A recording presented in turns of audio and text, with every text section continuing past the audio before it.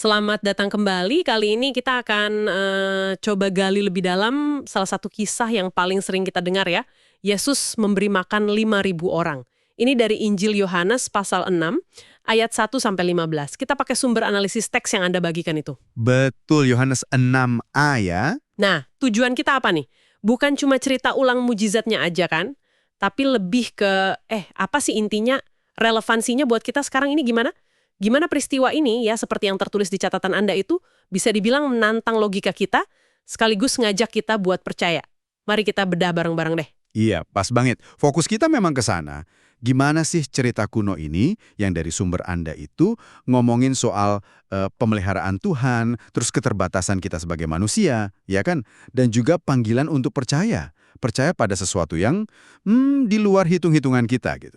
Oke, siap. Mari kita mulai bongkar ya. Jadi latarnya ini di dekat Danau Galilea atau Danau Tiberias gitu ya sebutannya. Yesus ini lagi diikuti banyak banget orang. Mereka tertarik karena ya tanda-tanda penyembuhan yang dia lakukan. Iya, mujizat penyembuhan itu menarik perhatian banget. Nah, pas lihat kerumunan gede gitu, Yesus nanya ke Filipus. Analisis Anda bilang ini semacam ujian gitu ya. Dia tanya, di mana nih kita bisa beli roti buat semua orang ini? Betul, sebuah tes. Dan Filipus reaksinya gimana? Dia langsung ngitung, kalkulasi. Dia jawab, wah roti seharga 200 dinar pun kayaknya nggak bakal cukup. Nah, ini perlu dicatat nih. 200 dinar itu gede ya? Gede banget. Itu kan setara upah pekerja biasa buat, ya kira-kira 8 bulan kerja. Jadi jumlahnya masif. Logikanya, Filipus langsung mentok di situ, di keterbatasan finansial. Nah, pas momen itulah, Andreas muncul. Andreas, iya. Dia nemuin apa? Dia nemuin seorang anak kecil.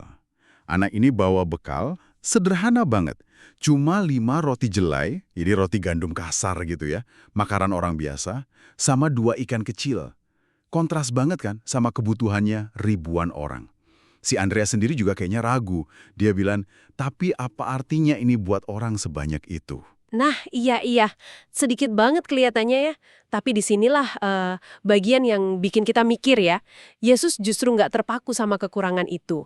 Malah dia suruh orang banyak itu duduk. Rapih gitu ya. Iya, disuruh duduk berkelompok. Terus dia ambil roti sama ikan yang cuma segitu, dia ngucap syukur dulu. Nah, ini penting. Baru setelah itu dibagikan ke semua orang. Dan hasilnya, semuanya makan sampai puas. Wow, bukan cuma pas-pasan ya, tapi sampai puas. Betul. Dan bukan cuma puas. Masih ada sisa, banyak banget sisanya. Para murid disuruh kumpulin potongan-potongan sisa itu dan dapat 12 bakul penuh. Ini kan demonstrasi yang telak banget ya. 12 bakul ya. Iya, kuasa Tuhan itu bekerja justru pas sumber daya manusia kelihatan mustahil gitu. Jadi ini bukan sekedar cerita soal ngasih makan orang lapar, tapi ini nunjukin siapa Yesus itu sebenarnya. Sumber kehidupan itu sendiri. Reaksi orang banyak gimana tuh pas lihat itu? Pasti kaget ya? Oh, luar biasa reaksinya. Mereka langsung bilang, wah, dia ini bener-bener nabi yang akan datang itu. Mungkin mereka mikirnya figur kayak Nabi Musa gitu ya. Dan saking kagumnya, analisis yang Anda bagi itu menyebutin mereka ini sampai mau maksa Yesus jadi raja. Saat itu juga. Mau diangkat jadi raja ya, tapi Yesus malah menghindar kan? Dia menyingkir ke gunung sendirian. Kenapa gitu ya? Nah, penarikan diri Yesus itu penting banget buat dipahami. Sumber analisis Anda itu menyoroti kontras yang tajam di sini. Para murid, orang banyak, fokusnya ke solusi duniawi.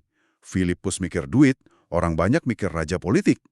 Tapi Yesus, dia nunjukin realitas kerajaan Allah yang beda. Mujizat ini mengukuhkan dia sebagai sumber kehidupan sejati, bukan cuma penyedia roti fisik atau pemimpin politik modal duniawi. Penolakannya jadi raja itu negesin misi rohaninya. Dia datang sebagai Mesias penyelamat, bukan penguasa teritorial.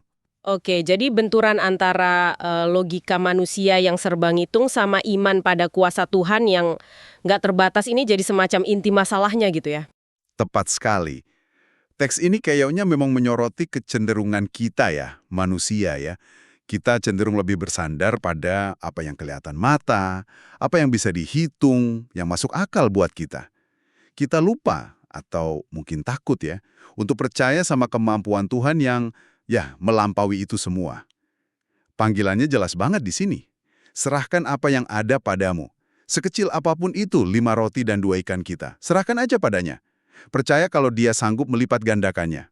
Jadi apa yang kita punya sekecil apapun diserahkan gitu ya? Iya. Ini kan nyambung banget ke pemahaman teologis tentang Allah sebagai Jehovah Jireh ya, kan? Sang penyedia. Dan juga Yesus sendiri sebagai roti hidup yang sejati, bukan cuma roti fisik sementara. Menarik.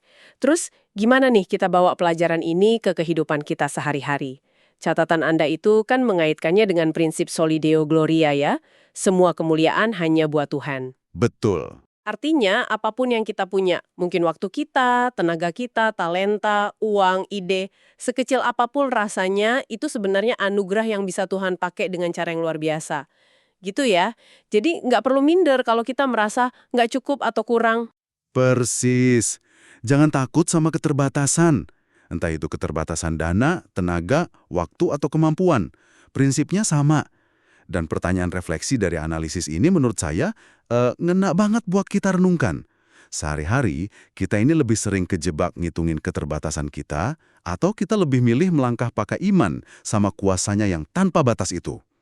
Udah beneran rela belum kita ini mempercayakan 5 roti dan 2 ikan kita, apapun bentuknya itu, dalam hidup kita, buat dipakai sama dia?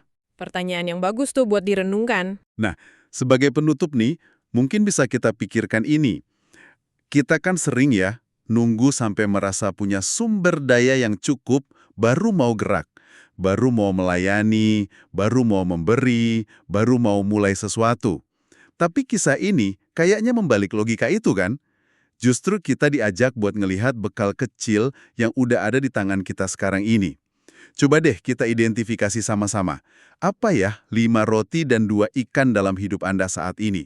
Yang mungkin Tuhan mau Anda serahkan aja padanya. Dengan keyakinan penuh bahwa Dia itu sanggup melakukan jauh lebih banyak dari yang bisa kita hitung atau bayangkan. Coba direnungkan ya.